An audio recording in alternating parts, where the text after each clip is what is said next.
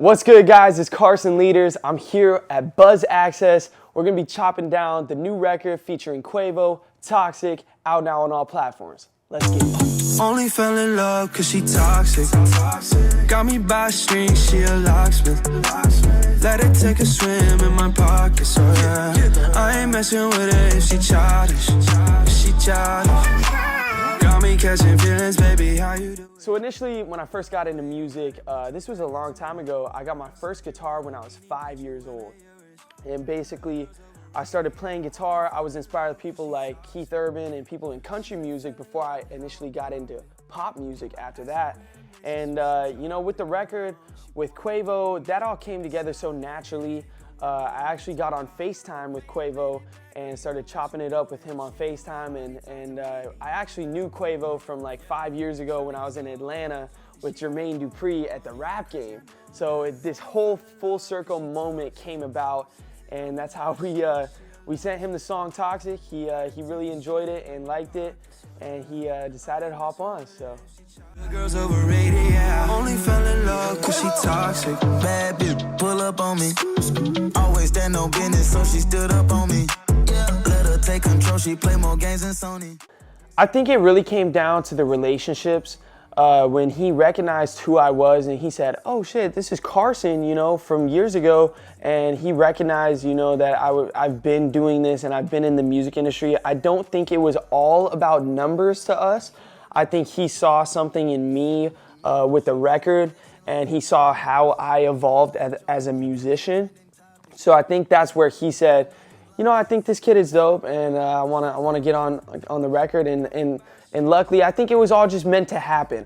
I don't think it was forced, and I think it just, at the end of the day, it really comes down to relationships and kind of who you know in the music industry. And it's just keeping, like, you know, stay friendly with everyone, in my opinion.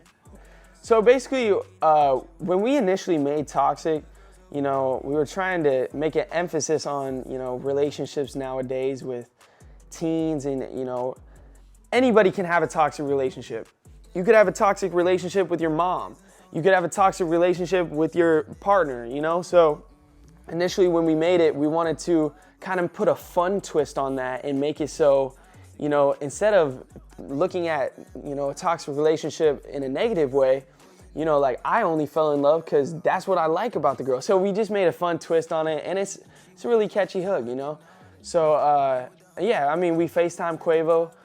We took the record out to him in Atlanta, and then that's basically, you know, he just hopped on it. And it was a couple days later, we got the verse back, and then we went out to Atlanta, you know, met up with Quavo at a club and just started chopping it up. And that's another thing, you know, we like to keep everything so natural, and, you know, you try and force things that aren't supposed to happen in the music industry, and it doesn't work. But I feel like, truly, honestly, I feel blessed to be able to have, you know, that smooth paved road where, you know, when it comes down to someone like that, you could pick up the phone and FaceTime him and have a real conversation with him, rather than, you know, everything being about money, I guess.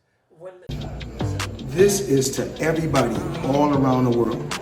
September 23rd, his single dropped, Toxic, featuring Quavo. Oh man, unbelievable. I need everybody right now to download it right now. Floyd Mayweather is he's a really cool guy, man. I know Floyd, again, like, we go back years again. I met Floyd in New York City probably like four years ago. And it's all just natural with me and Floyd. That's my guy, and I feel like that's always someone we can pick up the phone and call if we need anything. You know, he's always there for you. He's kind of like that big uncle, you know?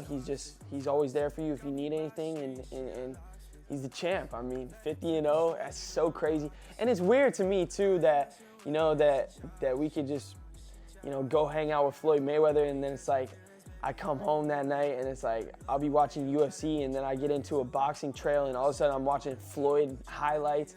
It's like, damn, I was really just with the champ. Like, he's so respected in this boxing industry that it just kind of feels surreal, you know? She's got a heart of gold. She's hurt, won't let it show. She's wondering when we're older, is it over? I don't know. It's so funny because I feel like when it comes to records, you could be like, yo, I love this song. I think this is a hit. And then the one song that you didn't even care about, you could put out and your fans just eat it up for breakfast. I feel like I have an ear for music, but I feel like I have such a vast majority of different sounds together that I feel like a lot of my music can be so different. You know, I play acoustic guitar, I play drums, I love hip hop and 808, like the urban music, but I also love, you know, Ed Sheeran pop, grab the acoustic guitar and start singing. So I feel like there's just so many different ways that I can go as an artist that it's hard to judge what's a hit right now. I guess only time will tell to see if we got one. We put out the one record, You and I, which is that acoustic ballad type record. I thought that was really, that's an intimate song that we wrote about, you know, a connection with a girl. So with that song, that is a whole nother vibe from, you know, Toxic. So we're trying to shift gears into a different lane to try and, you know, we just have so many, I don't know if you know, I recorded a whole album with Timbaland. So that's another thing. So I got a whole album of music with Timbaland sitting in my computer right now. And we are just so excited to finally be dropping music because I'm fully independent. We do everything ourselves. We ran through a distributor. So, you know, we are ready to put this music out and we ain't waiting for anyone. After making the transition out of Def Jam, because that's where I was earlier with Def Jam, and I made some amazing music over there. I respect everyone there. You know, there's just such a great label. But I feel like it just made sense at the position I was at to go fully independent. So that's where I look at it. You know, you got people like Russ. You got people all over the music industry Tory Lanez, for instance. Independent is low-key the wave, and right, if you can do it correctly, you know? I understand if you don't have a budget. I understand if you're trying to do stuff that you can't make happen, then sure, sign with the label. I love the labels. They do so much for you. It's a family, or I mean, if you're with the right label, you got a family around you, a group of people that are really supporting your music and who you are. But I feel like right now for me, independent is the way to go. Where's that boy? I'll show you how to get it. It go left foot up, right foot through. Ah! Yay! Uncle Carson worked very hard on preparing you this meal. What do you think? Bruh. Yeah, you rocking with it? With Instagram, I feel like there's a couple, you know, of those first initial diehard fans that are honestly still with me, and they've grown with me, because if you look at my musical journey, it's been over the vast majority of, vast variety of 10 different years of my life, right? So you go back and you see like the Lueders, they call themselves the Lueders. And there's people that have been there, and it's so cool because you get to grow with them. You get to say, you know, look guys, I just did this song with Quavo. Yo, I just did this performance, you know, as so-and-so. It's really cool to connect because they're proud of what you're doing, because it's kind of a grind together that you have. What's next for me is just dropping music, man. I'm so excited. I feel like the music industry is so fertile right now. You saw the video of, I forget who it was, but he was talking about how, man, yo, it doesn't cost anything other than just a simple studio session.